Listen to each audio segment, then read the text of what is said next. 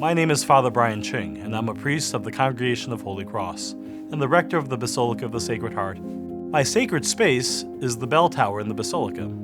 The bells altogether are known as a carillon, and the carillon in the Basilica is the oldest in North America. Father Soren collected these bells himself and brought them over from France. As the rector of the Basilica, I work in an amazing sacred place with so many unique spaces within it.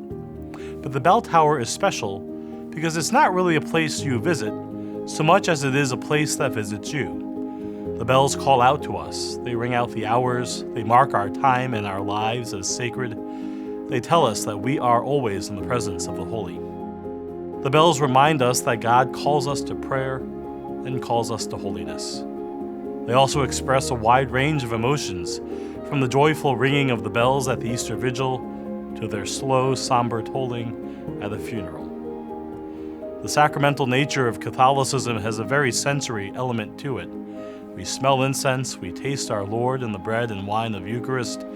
Our eyes are drawn to sacred art and painting, sculpture, and stained glass. And the bells engage our sense of hearing. They are like the voice of God, calling out to us. How do we hear God's voice? How is God calling us to holiness in this season of Advent?